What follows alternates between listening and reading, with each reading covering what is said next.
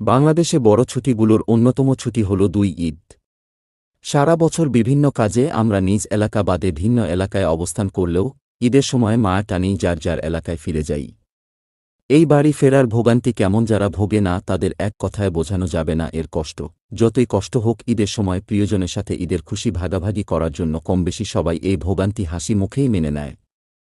প্রতি বছরই ঈদের সময়ে আমাদের প্রচলিত যাতায়াতের পথগুলো অর্থাৎ সড়কপথ, রেলপথ, জলপথ কিংবা আকাশপথ ৪টি পথেই ব্যাপক যাত্রীর চাপ পড়ে। ফলে যাত্রাপথগুলো যেমন কঠিন হয়ে যায় তেমনি ভ্রমণ হয় কষ্টকর। বাসের শিডিউল এলোমেলো হয়ে যায়। ট্রেনের শিডিউল ঠিক থাকলেও যাত্রীর চাপে দাঁড়িয়ে যাওয়া দূরের কথা নিয়ে শ্বাস নেওয়াও কষ্টকর হয়ে যায়। দুঃখজনকভাবে প্রতি ঈদেই লঞ্চ ডুবে প্রাণহানির কথা আমাদের শুনতে হয়।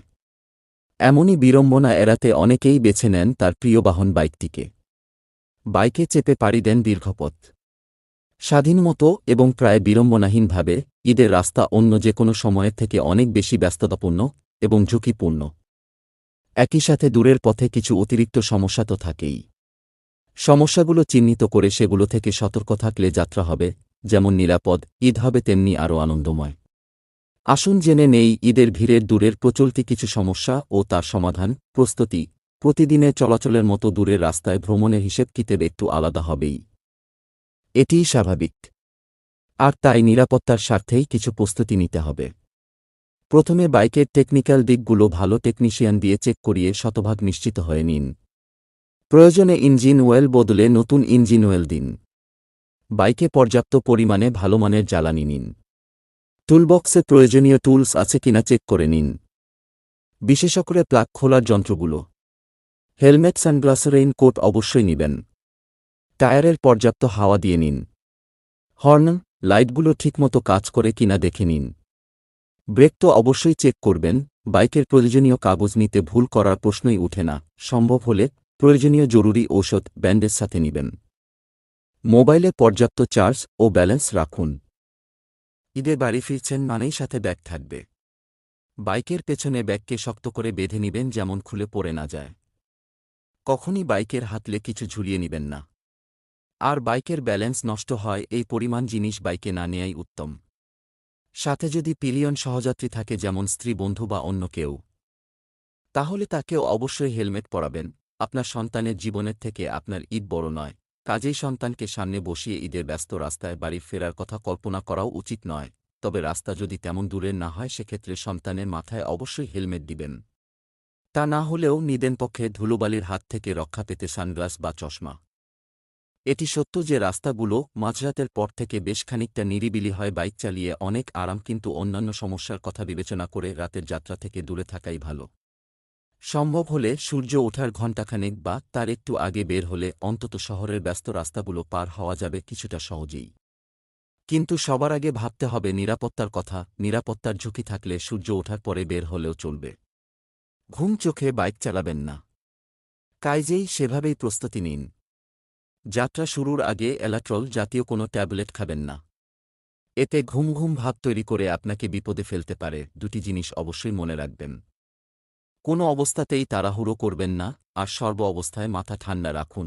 কোনো রাস্তায় কিভাবে যাবেন তা আগে থেকেই ঠিক করে নিন। সেই রাস্তা সম্পর্কেও জেনে নিন। যদি রাতের রাস্তা হয় তাহলে অবশ্যই আরও ভালোভাবে জানতে হবে। যাত্রা হলো শুরু। সিস্টার কর্তার নাম নিয়ে বেরিয়ে পড়ুন। ঈদের সময় শহরের মধ্যে কিছুটা ভিড় থাকেই। কাজেই সাবধানের সাথে ধীরে সুস্থে শহর পাড়ি দিন। শুরুতেই স্পিড না তুলে ধীরে ধীরে স্পিড তুলবেন। ইঞ্জিনকে কিছুটা গরম হবার সুযোগ দিন। চলতি পথে ঈদের রাস্তায় সবাই একটু তাড়াহুড়ো করে। বাসগুলো একটু দ্রুত চলাচল করে। কাজেই সাবধান। সর্বোচ্চ সতর্কতা অবলম্বন করুন। কখনই মনোযোগ হারাবেন না। সামনে এবং লুকিং মিররে চোখ রাখুন। শতভাগ নিশ্চিত না হয়ে কোনো গাড়িকে ওভারটেক করতে যাবেন না। অন্য বাইকের সাথে রেস দিতে যাবেন না। আপনি আপনার বাড়িতে যাচ্ছেন, খবরে না। বিরতি। একটি নির্দিষ্ট সময় পরপর বিরতি নিন। এতে সামান্য সময় হয়তো লাগতে পারে, কিন্তু সুবিধা অনেক।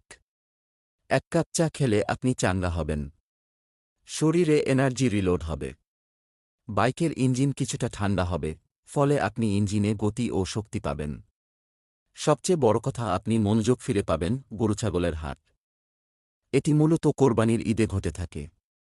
অনেক হাট বসে রাস্তার পাশে। তাদের কার্যক্রম রাস্তা পর্যন্ত চলে আসে, ফলে যাতায়াতে সমস্যা হয়।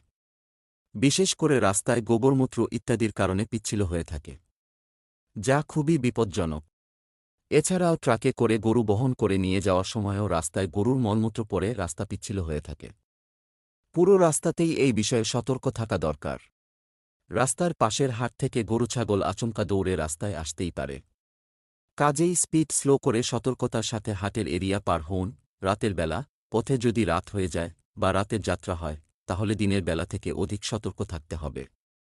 রাতের রাস্তায় উঁচু-নিচু অংশগুলো অনেক সময় বোঝা যায় না, কাজেই সে বিষয়ে সতর্ক থাকতে হবে। অপরিচিত কাউকে লিফট দেবার প্রশ্নই ওঠে না। ফাঁকা রাস্তায় থামবেন না, থামতে হলে কোনো জনবহুল এলাকাতে গিয়ে থামুন। বাঘগুলো সতর্কতার সাথে পার হন। পরিশেষে বিপদ এবং বিপদের ধরন বলে কয়ে আসে না। তবুও সতর্কতা বিপদের পরিমাণ কমিয়ে দেয়, এটি প্রমাণিত। তাই সতর্ক থাকতে হবে। নিয়ম মেনে চললে হয়তো 1-0 মিনিট পরে গিয়ে আপনি গন্তব্যে পৌঁছবেন, কিন্তু সেটি হবে নিরাপদ। যেহেতু যাচ্ছেন প্রিয়জনদের সাথে উৎসবের আনন্দ ভাগাভাগি করতে, সেখানে আপনার কারণে যেন তাদের আনন্দ দুঃখে পরিণত না হয়। সতর্ক থাকুন, নিরাপদে থাকুন। ঈদ মোবারক।